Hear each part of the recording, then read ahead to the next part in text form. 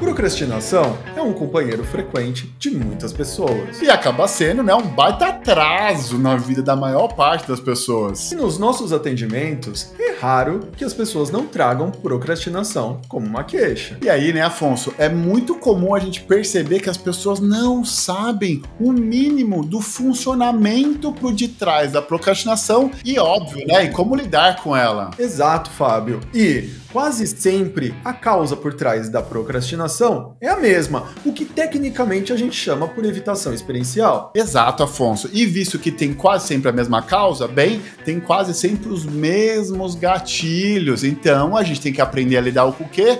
Com esses gatilhos, E hoje a nossa proposta é apresentar algumas soluções para esses gatilhos comuns por trás da procrastinação. Mas antes, bora se apresentar. Salve, salve! Eu sou o Fábio Chan. E eu sou o Guilherme Afonso. E esse aqui é o Além do Consultório, essa parceria entre dois psicólogos que tem como objetivo no programa de hoje te ajudar a fazer melhores escolhas diante das dificuldades da procrastinação e te aproximar de uma vida mais significativa. E hoje a gente dividiu o programa em 3 partes. A primeira parte, a gente vai tentar mostrar esses bastidores aqui por detrás da procrastinação. A segunda parte é quais são os gatilhos que dão origem à nossa procrastinação. E a terceira parte é qual é a solução, ao final de contas. E já vamos deixar uma coisa clara aqui. Na internet, vocês podem encontrar muita gente falando sobre procrastinação, mas não definindo claramente o que é isso. Para nós, como terapeutas que atendemos pessoas na clínica, procrastinação não quer dizer tanta coisa. Nós geralmente olhamos por trás da procrastinação e tentamos entender como ela funciona comportamentalmente e afeta a vida do indivíduo. E aí, dentro da ciência, a gente pode olhar a procrastinação de diversas maneiras. Por exemplo, a neurociência vai trazer aqui o sistema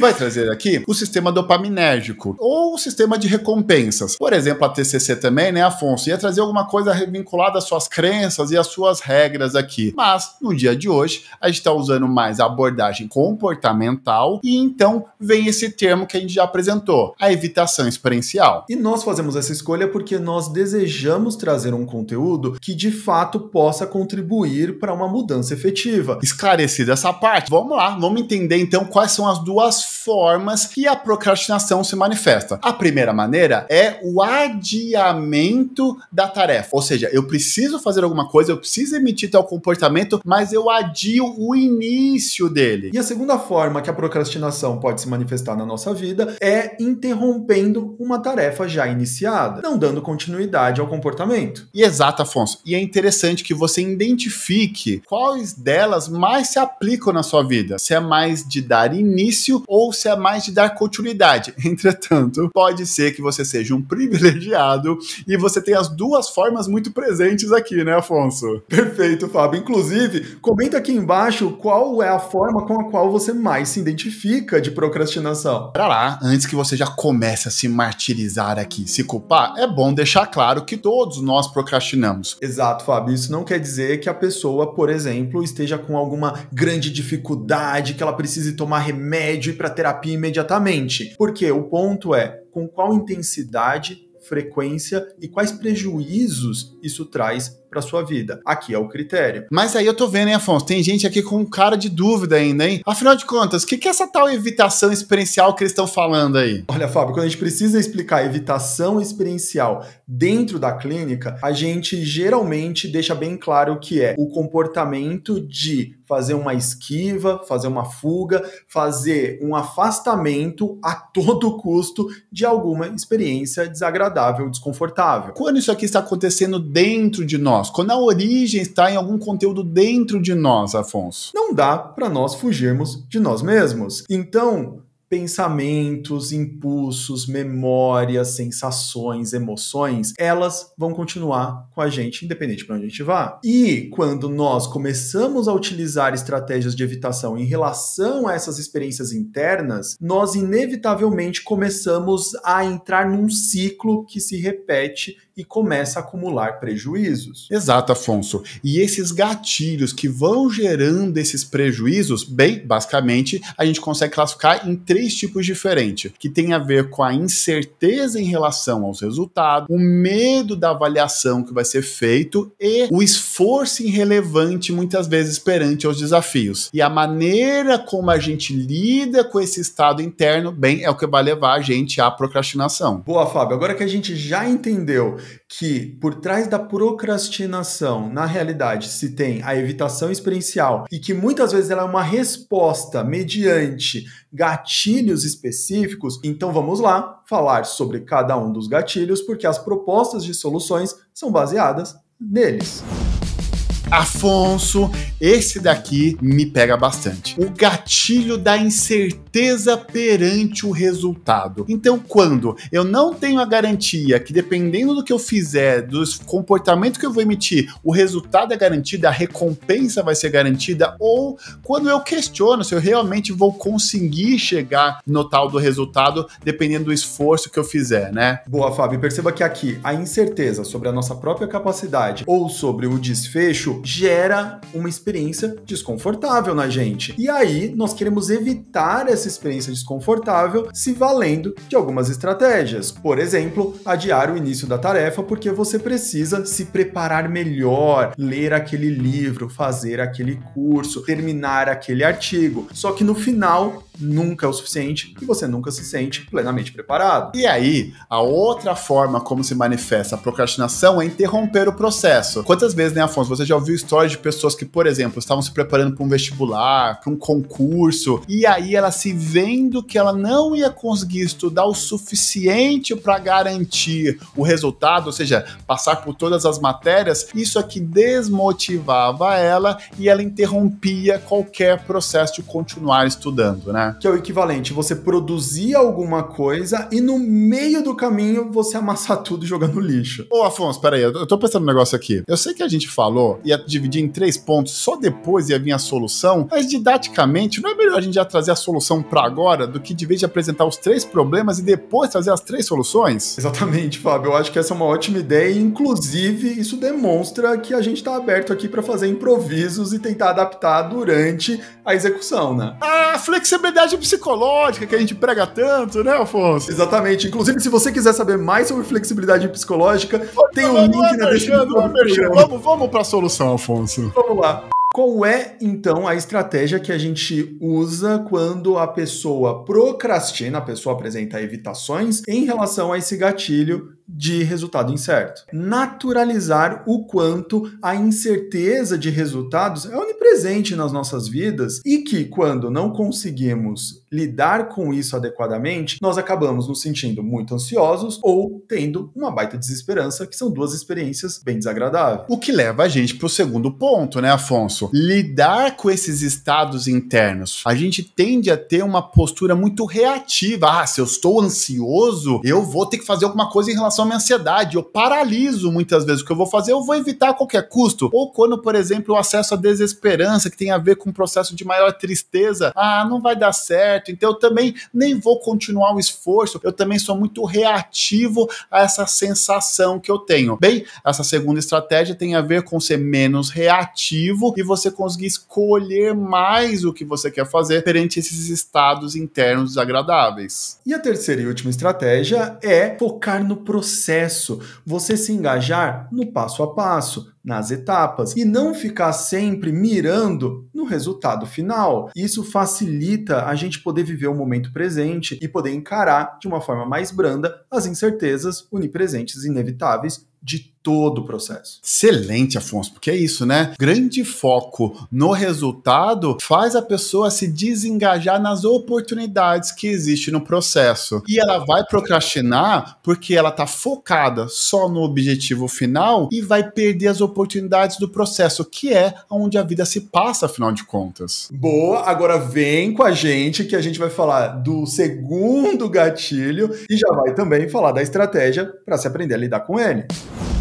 Esse segundo gatilho, né, que faz a gente evitar, é o medo que a gente tem da avaliação. Seja a avaliação que os outros vão fazer ou até da autocrítica, da autoavaliação que a gente faz. Isso daqui é explicado da seguinte maneira: a forma como eu vou produzir algo, fazer algo, e as pessoas vão ter um julgamento a respeito daquilo, bem, isso aqui pode ser aversivo demais para mim, porque elas podem ver aquilo como ruim, como negativo, que eu não sou tão competente, que eu não sou tão capaz, que eu não sei tanto. Olha como o que eu faço se confunde com quem eu sou. E bem, nenhum de nós quer ser rejeitado. Então, muitas vezes esse medo do processo da avaliação, porque esse processo de avaliação pode levar a um processo de rejeição. Por exemplo, o adiamento, neste caso, para evitar os gatilhos de ser mal avaliado, envolvem você deixar outras pessoas apresentarem os trabalhos na sua frente, você não fazer a entrega presencialmente de um relatório, você deixar para a última hora para então só ter a chance de entregar, por exemplo, por e-mail. No final das contas, aqui o adiamento sempre vai acontecer para evitar uma possível avaliação negativa de outras pessoas, seja no trabalho, seja em casa, seja com a família, seja com os amigos. E outra maneira, né, Afonso, que a gente começa a perceber isso quando as pessoas então interrompem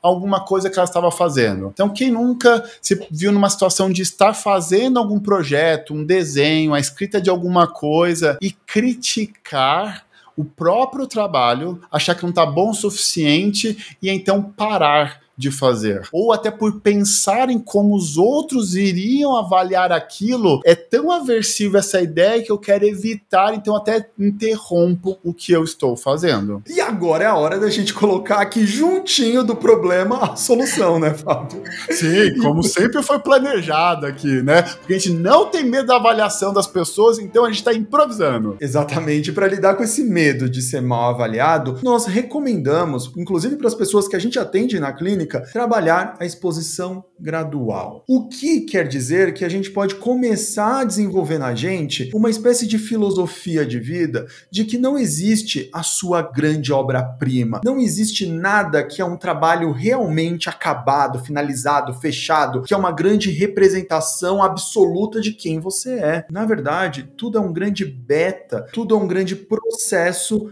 onde nós vamos imprimindo as nossas pegadas enquanto vamos nos desenvolvendo. Aquilo é mais um retrato de um momento nosso do que uma definição da nossa essência. E aí, para ajudar nessa ideia do beta, a gente tem que fazer então aqui pequenas experiências, como se fosse um MVP que o pessoal do empreendedorismo usa muito, ou seja, o mínimo produto viável. A gente quer então gerar um beta, gerar aqui um protótipo que a gente já coloque em teste, já começa a colher então feedback das pessoas, só que aí a gente faz uma avaliação disso, traz de novo para eu continuar construindo. Entenda que é isso, eu não estou tentando entregar o melhor produto final, eu estou construindo ele conforme eu desenvolvo uma parte, colho um feedback e aí faço uma avaliação para, de novo, manter esse ciclo funcionando. Inclusive, Fábio, uma das ferramentas mais poderosas que a gente aplica na clínica é a dessensibilização sistemática. Que é isso?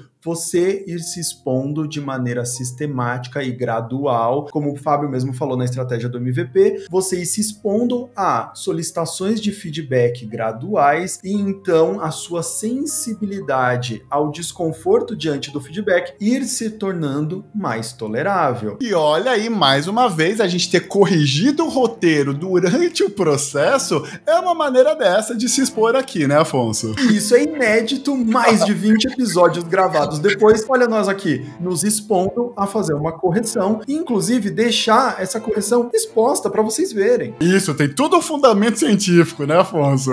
Pô, já deu para entender que a gente tem esse momento descontraído, mas além do consultório, tem sim uma preocupação com a questão do rigor científico, de tentar realmente entregar para você um conteúdo que seja relevante e que possa gerar diferença, né, Afonso? Exatamente, Fábio. No espírito do programa de hoje, sabe uma coisa que você poderia não procrastinar? É se inscrever no canal e, inclusive, caso já seja inscrito, dar um like.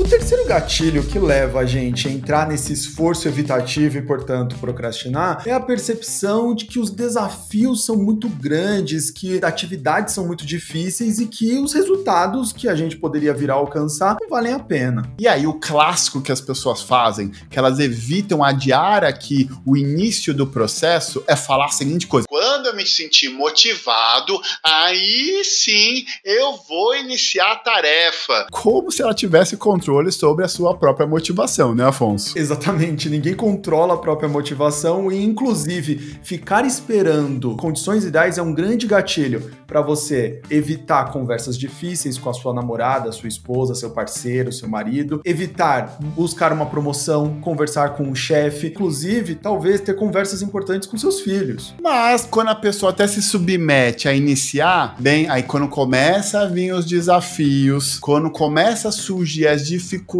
e ela tem que permanecer com a tal da força de vontade aqui, aí ela começa a questionar se realmente é tão relevante, se realmente é tão importante então fazer aquilo. Bem, ela provavelmente então se desconecta da relevância, da importância daquilo, foca mais no esforço e na dificuldade e ela interrompe o processo. Qual é a grande solução, né, Fábio, que a gente trabalha na clínica diante das pessoas que procrastinam a partir desse gatilho do esforço irrelevante? Por exemplo, uma das primeiras coisas que a gente trabalha com todos os nossos pacientes é fazer uma boa investigação de valores. Quais são os valores das pessoas? Quais são os seus valores? Isso não é algo que normalmente as pessoas tenham conhecimento sobre si mesmas. É um componente de autoconhecimento e é aquilo que está no cerne da nossa motivação mais genuína e profunda. Portanto, a primeira pergunta que você deve se fazer é: por que isso é importante para mim? Um segundo ponto, né, Afonso, que ajuda muito é decompor aqui a atividade, o projeto em pequenas tarefas, porque ajuda as pessoas a saírem da inércia aqui. Se você tem, por exemplo, uma tarefa que é para ser feita em 8 dias, nossa, começar ela ou até permanecer nela é muito mais difícil do que você subdividir essa tarefa em algo que eu tenho que fazer em 30 minutos, 1 hora. Dividir em pequenas etapas ajuda você a se sentir mais motivado, porque tem um começo, meio e fim, e você vai acessando recompensas durante o processo. E uma terceira estratégia que pode ser bastante significativa diante desse gatilho de esforço irrelevante: aprender a pedir apoio ou acompanhamento diante de uma tarefa que seja muito difícil ou muito complicada. Às vezes nós ignoramos o quanto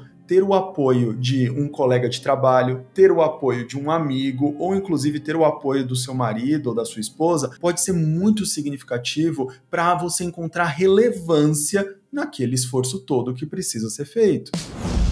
E aqui é válido fazer um alerta, né, Fábio? Nós, como psicólogos clínicos, temos que ter um certo cuidado para não ficar propagandeando um certo culto à performance, que tem por trás um imperativo de que nós temos que sempre desempenhar muito bem e jamais adiar e dar nenhum passo para trás diante de nenhum desafio. E isso é muito visto, por exemplo, nas redes sociais, quando as pessoas editam suas vidas, entregam para nós uma ideia falsa de que elas estão sendo produtivas ao longo das suas 24 horas, o que claramente não é verdade, mas pode fazer nós nos sentirmos muito mal, pode fazer a gente se sentir fracassados. Parabéns para você que persistiu e não evitou e ficou até o final desse vídeo. Parabéns! E esperamos que o programa de hoje contribua com você a lidar melhor com esses comportamentos evitativos, com essa procrastinação. Mas, às vezes, a intensidade, a frequência do comportamento evitativo, da procrastinação e até os prejuízos que está trazendo para a sua vida são muito grandes. E nestes casos, não hesite em procurar ajuda, em procurar um psicólogo clínico, em fazer terapia. E uma das coisas que as pessoas acabam procrastinando, né, Afonso, são criar os seus projetos de vida, as suas metas. Bem, a gente fez um programa exatamente sobre isso e como algumas técnicas de psicologia podem te ajudar. E para continuar se adaptando às mudanças e mantendo o seu processo consistente, bem, às vezes você tem que entender mais sobre os ciclos que tem a sua vida e a gente também fez um programa sobre isso. E muito obrigado por ter acompanhado a gente até aqui. Tchau, tchau. Beijo e até o próximo programa e não procrastine em clicar no próximo vídeo.